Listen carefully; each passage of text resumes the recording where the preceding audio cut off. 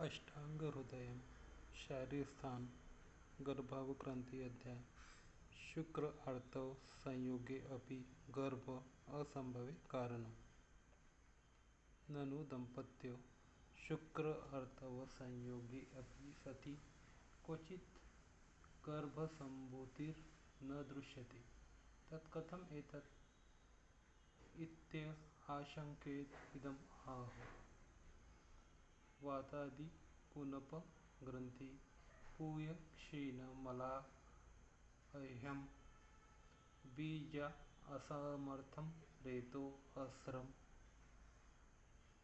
आदि शब्देन पित्त श्लेष्मनो परिग्रह वातादयश्च कुनपम च ग्रंथिश्च पूयश्च क्षीणं च मलं च इति द्वन्द्वम् एतत् आह्यं संज्ञा यस्य रेतो अस्रस्य तदिवम् आह्य शब्दं प्रत्येकं वातादिषु योज्यः रेतश्च अस्र च रेतो अस्र वाताद्य आह्यं वात संज्ञं शुक्रं वात शुक्रम् एवं पित्त शुक्रं कफ शुक्रम् कुनपगंधित्व कुनप नाम शुक्र कुनप शुक्रम तद् रक्तेन दुष्टेन भवति एवं ग्रंथि शुक्रम पूय शुक्रम क्षीण शुक्रम मलाह्यम तु द्विधा पुरुष भेदात मूत्र सदृश शुक्रम मूत्र शुक्रम एवं पुरुष शुक्रम आर्तवं वपि शुक्रवद दोष दूषितम बीजम एव तस्य लिंगम नाम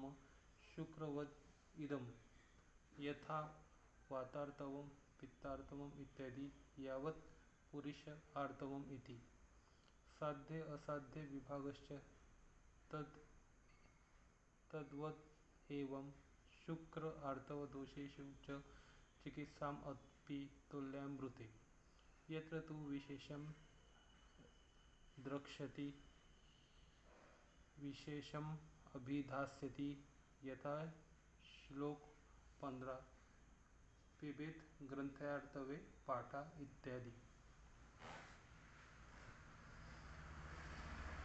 यहाँ पे जैसा पहले बता चुका है कि शुक्र और आर्तव के संयोग से गर्भ की निर्मित होती है, लेकिन कभी कभी शुक्र और आर्तव ये गर्भ निर्मित में सक्षम नहीं रहते।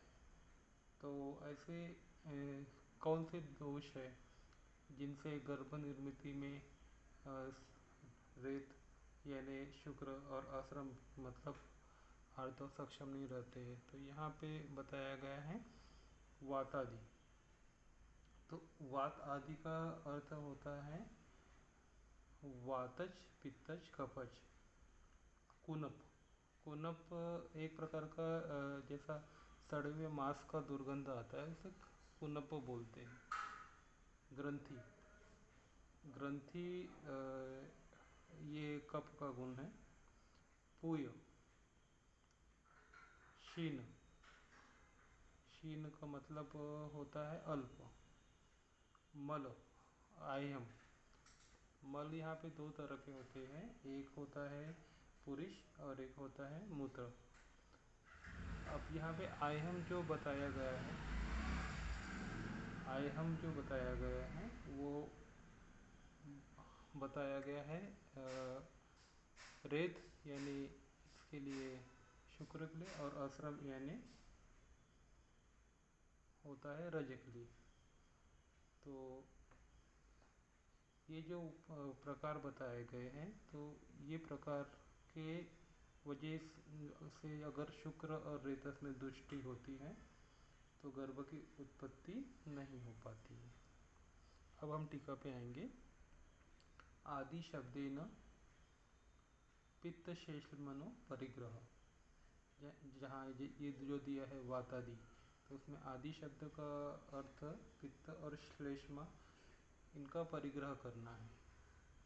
वातादयश्च कुनपम च ग्रंथिश्च पूयश्च क्षीणं च मलं च इति द्वन्द्वम्।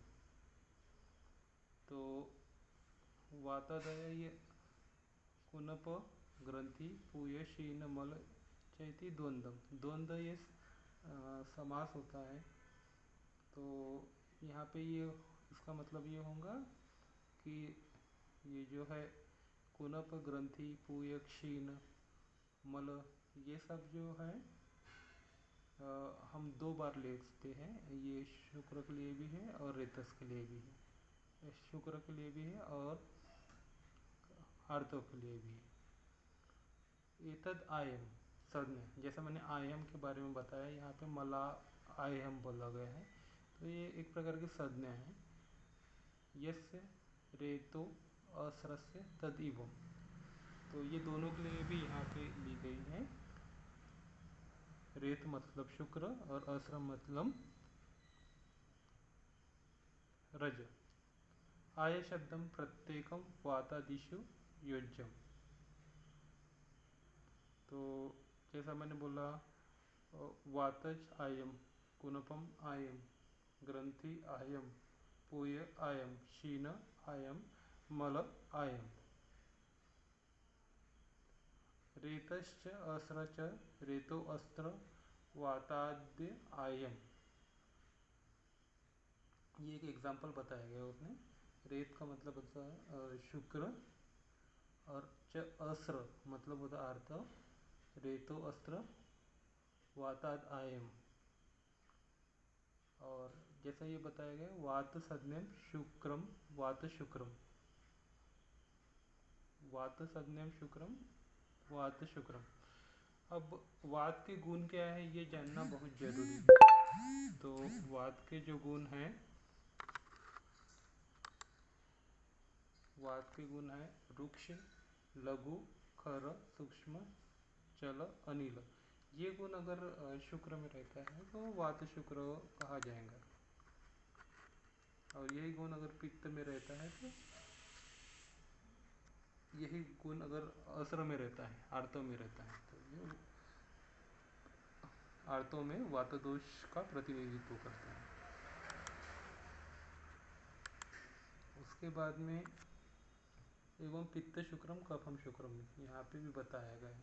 तो पित्त शुक्र में कौन से गुण आएंगे? पित्त शुक्र में गुण आएंगे सस्नेह, तीक्ष्ण, उष्ण, लघु, विश्रम, सरम, द्रवम।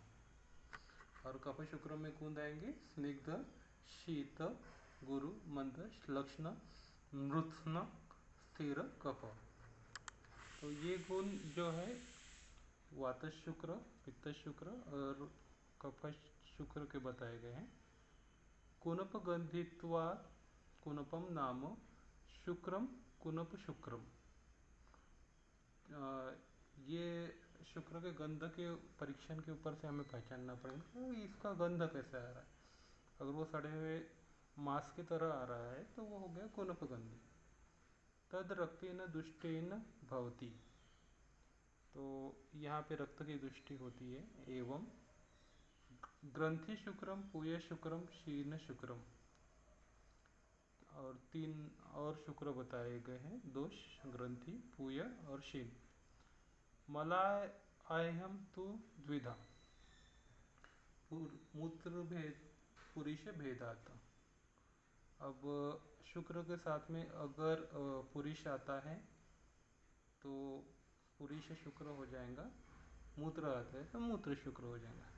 मूत्र सदृशम शुक्रम मूत्र शुक्रम एवं पुरुष शुक्रम, वही बात बताई गई है यहाँ।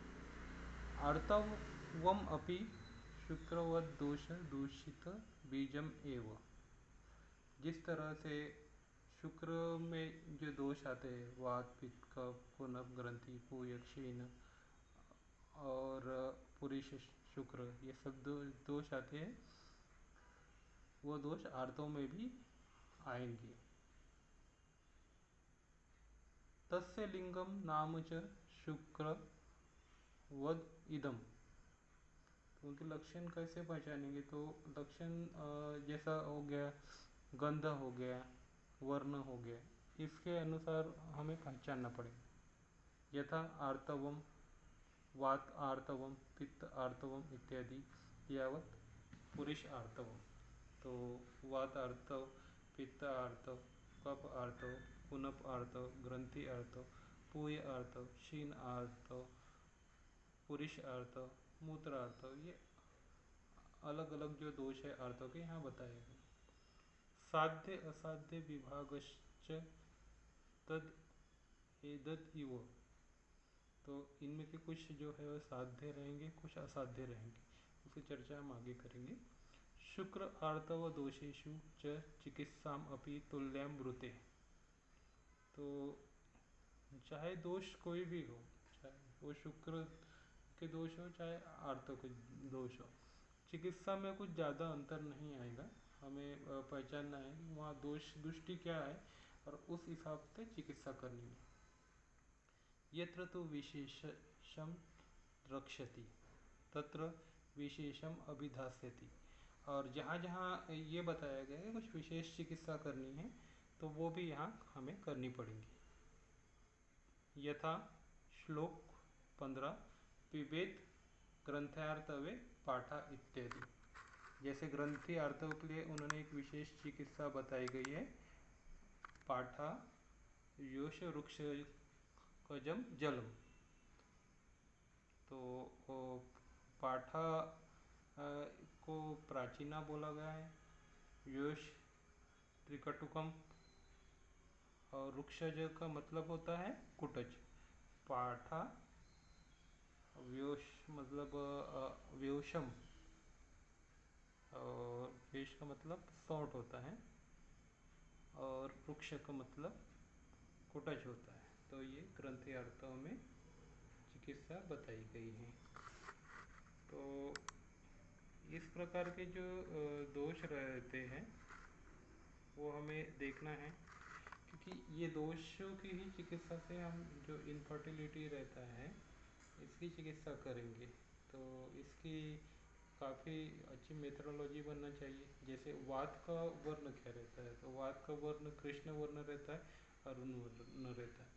ये आर्तव या शुक्र में ये वर्ण दिखे तो हम ये समझ सकते हैं कि वात दोष की दृष्टि। वैसे ही पित्त का वर्ण रहता है हरित हारिद्र।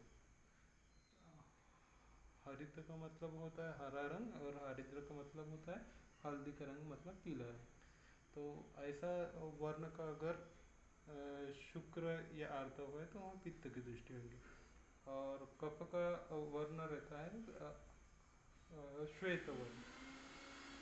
तो श्वेत वर्ण का जो कफ रहता है शुक्र या आर्तव रहता है प्राकृत रंग से, तो ये यहाँ पे हमें कफ की दृष्टि मिलेंगी। इसके अलावा जो भी वात पित्त के कफ के जो गुण बताए गए हैं उनका भी हमें अध्ययन सही तरीके से करना पड़ेगा, तभी जाके हम इनफर्टिलिटी की सही तरीके से चिकित्सा कर सकते हैं।